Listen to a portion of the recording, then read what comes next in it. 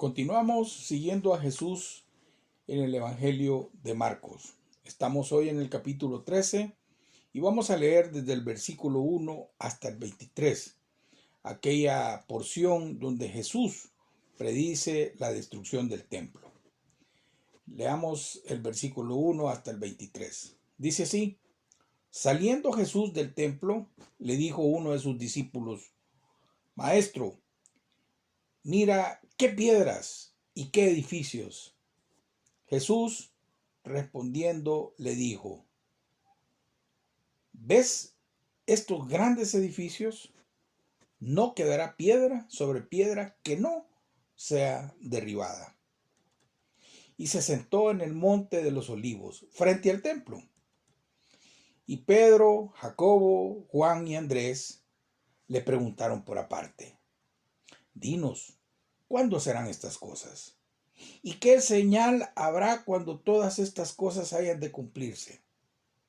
Jesús, respondiéndoles, les dijo: Mirad que nadie os engañe, porque vendrán muchos en mi nombre diciendo: Yo soy el Cristo, y engañarán a muchos. Mas cuando oigáis de guerras y de rumores de guerras, no os turbéis, porque es necesario que suceda así, pero aún no es el fin. Porque se levantará nación contra nación y reino contra reino, y habrá terremotos en muchos lugares, y habrá hambre y alborotos, principios de dolores son estos. Pero mirad por vosotros mismos, porque os entregarán a los concilios, y en las sinagogas os azotarán, y delante de gobernadores y de reyes os llevarán por causa de mí, para testimonio a ellos. Y es necesario que el evangelio sea predicado antes a todas las naciones. Pero cuando os trajeren para entregaros, no os preocupéis por lo que habéis de decir, ni lo penséis, sino lo que os fuere dado en aquella hora. Eso hablad, porque no sois vosotros los que habláis, sino el Espíritu Santo. Y el hermano entregará a la muerte al hermano, y el padre al hijo, y se levantarán los hijos contra los padres, y los matarán. Y seréis aborrecidos de todos por causa de mi nombre. Mas el que persevere hasta el fin, éste será salvo. Pero cuando veáis la abominación desoladora de que habló el profeta Daniel, puesta donde no debe estar, el que lee, entienda. Entonces, los que estén en Judea, huyan a los montes. El que esté en la azotea, no descienda a la casa, ni entre para tomar algo de su casa. Y el que esté en el campo, no vuelva atrás para tomar su capa. Mas hay de las que estén en cinta, y de las que críen en aquellos días. Orad pues, que vuestra huida no sea en invierno, porque aquellos días serán de tribulación, cual nunca ha habido desde el principio de la creación que Dios creó, hasta este tiempo, ni la habrá. Y si el Señor no hubiese acortado aquellos días, nadie será salvo. Mas por causa de los escogidos que Él escogió, acortó aquellos días. Entonces, si alguno os dijere: mirad, aquí está el Cristo, o mirad, allí está, no le creáis. Porque se levantarán falsos cristos y falsos profetas, y harán señales y prodigios para engañar, si fuese posible, aún a los escogidos. Mas vosotros mirad, os lo he dicho antes. Hasta ahí el pasaje. Un poco largo, ¿no? Bueno, en este pasaje nos encontramos, o más bien en el pasaje anterior vimos a Jesús sentado en el templo, adentro, ¿verdad? Viendo, estaba enfrente al arca de la ofrenda.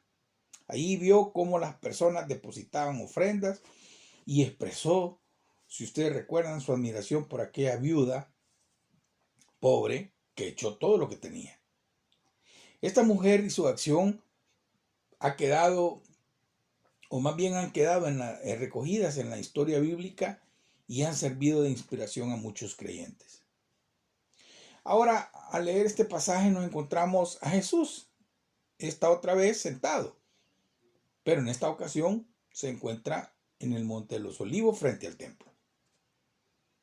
De ahí está mirando junto con sus discípulos cómo estaba construido el templo y también la grandeza de aquellas edificaciones que estaban alrededor del templo. En ese momento los discípulos no pudieron ocultar la admiración que sentían por todo eso. Fue cuando entonces Jesús habló de la destrucción futura del templo en unos términos realmente bastante duros. ¿Cuánto le hubiera gustado a Jesús expresar esta admiración por aquel templo de la misma manera en que había alabado la acción de aquella mujer viuda y pobre? Pero la verdad es que no fue así. Y quizás una lección anticipada de todo esto es que todo aquello que hagamos para la gloria del Señor, por pequeño que sea, perdurará en la eternidad y se va a multiplicar. Mientras lo que sea de otra manera será destruido y va a desaparecer. Esa es la tendencia. Realmente, mientras leíamos el pasaje, no sé si usted pudo percibir el dolor que inundaba el corazón de Jesús al pronunciarlo. El Evangelio de Mateo, en un pasaje paralelo, en un capítulo anterior, encontramos unas palabras introductorias a este pasaje. Cuando él expresa: Jerusalén, Jerusalén, que matas a los profetas y apedreas a los que te son enviados. ¿Cuántas veces quise juntar a tus hijos como la gallina junta sus polluelos debajo de las alas? Y no quisiste. En verdad, en esta frase queda de manifiesto todo el profundo amor que Jesús sentía por Jerusalén y su lucha apasionada por ganarla para su reino. Quizás para entender correctamente lo que Jesús estaba diciendo, hay que darnos cuenta del dolor que inundaba su corazón al pronunciar esta sentencia, porque de hecho lo era. Entonces, como hemos dicho, este sermón de Jesús podemos percibir que tiene un carácter profético, por lo que debemos tener en cuenta algunos principios fundamentales para poderlo interpretar de la mejor manera. Nunca podremos entender los acontecimientos futuros con la misma claridad con la que podemos analizar la historia o doctrinas plenamente reveladas. Esto nos debe llevar a evitar posturas, en este caso, excesivamente dogmáticas. Porque Dios no nos ha dado la profecía para satisfacer nuestra curiosidad y por supuesto no nos proporciona todos los detalles de lo que va a ocurrir en el futuro. Por lo tanto, esta es una equivocación poner fechas a los eventos anunciados, puesto que este no es el propósito con el que ha sido dada la profecía. El propósito de darnos esta profecía es para consolarnos, para darnos consuelo y seguridad en medio de los difíciles acontecimientos que van a suceder. Y nos exhorta a velar, a estar atentos y preparados para esa venida del Señor. El Señor hizo un anuncio sobre la destrucción del templo que sorprendió a los discípulos y despertó su interés por saber cuándo iba a ocurrir. ¿Cuándo serán estas cosas?, le preguntan. ¿Y qué señal habrá cuando todas estas cosas hayan de cumplirse? La verdad es que si observamos la pregunta, nos detenemos en la pregunta de estos discípulos y tanto de la respuesta del Señor, nos vamos a dar cuenta de que no están hablando únicamente de la destrucción del templo. Tal vez a nosotros no nos cueste entender las implicaciones del anuncio de Jesús. A un judío, en aquellos días, la destrucción del templo suponía necesariamente el fin del judaísmo, tal como se había conocido hasta ese momento. El templo para los judíos no solo mantenía unida a la nación, sino que además era el lugar del encuentro entre Dios y el hombre. Allí era donde realizaban los sacrificios que servían para hacer la expiación de los pecados del pueblo. Y allí era también donde todos los israelitas acudían para celebrar sus grandes fiestas nacionales. La religión judía perdía el sentido sin su templo. Los discípulos entendieron que esto les llevaría a un orden completamente nuevo, que ellos asociaron lógicamente con la venida en gloria del reino de Cristo. Una conclusión parecida sacaron aquellos judíos que escuchaban la predicación de Esteban algunos años después. Y decían de él: este hombre no cesa de hablar palabras blasfemas contra este lugar santo y contra la ley. Pues le hemos oído decir que ese Jesús de Nazaret destruirá este lugar y cambiará las costumbres que nos dio Moisés. Hechos capítulo 6, versículos 13 y 14. Por supuesto, ellos cambiaron las palabras de Jesús y de Esteban, porque el Señor nunca dijo que Él mismo iba a destruir el templo, sino que más bien era cierta la deducción que sacaron. A la vez, sí cambiaría las costumbres que Moisés dio. Probablemente los discípulos no entendieron en ese momento la dimensión tal del cambio que llevaba aparejada la destrucción del templo. Sin embargo, intuían que había de ser muy grande y por eso la asociaron con la venida del reino de Cristo y con el fin de un periodo.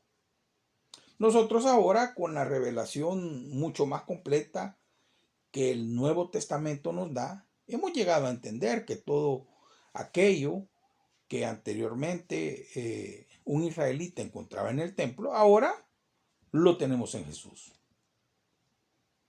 Nuestro punto de unión como pueblo de Dios ya no está en ningún lugar físico en esta tierra, sino en la persona de Cristo. Por eso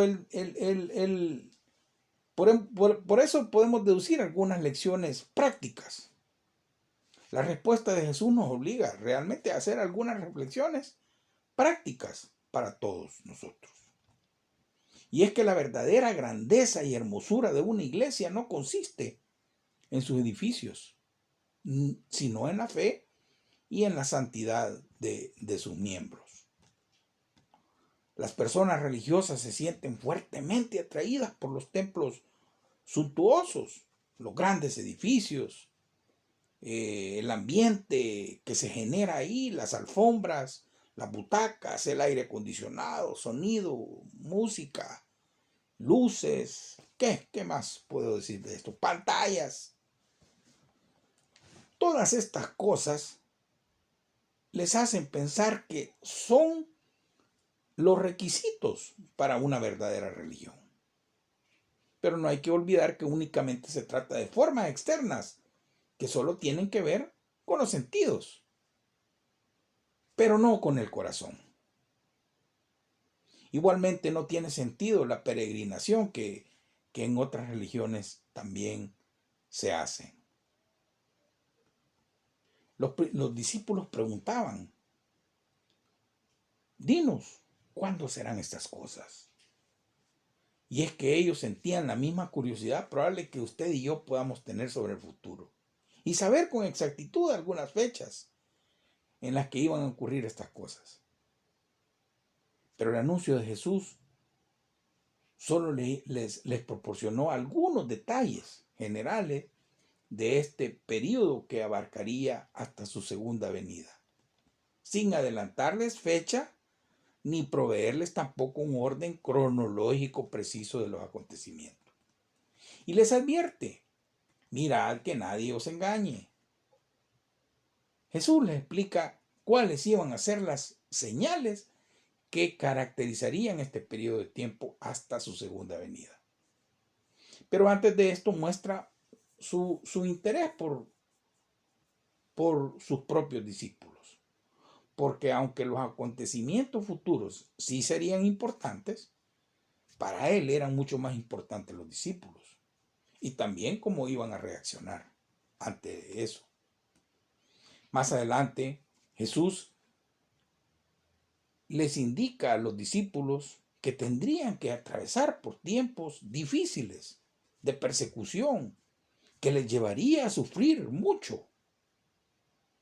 Sin embargo, su primera preocupación era que no fueran engañados. Quería advertirles de influencias erróneas que le hicieran pensar que cualquier catástrofe que ocurriera sería una señal del fin del mundo. Y también de falsos maestros que introdujeran enseñanzas diferentes de las suyas. Sea como sea, es evidente que Jesús estaba actuando como un pastor que tiene cuidado de su rebaño. Y les dice, vendrán muchos en mi nombre, diciendo, yo soy el Cristo.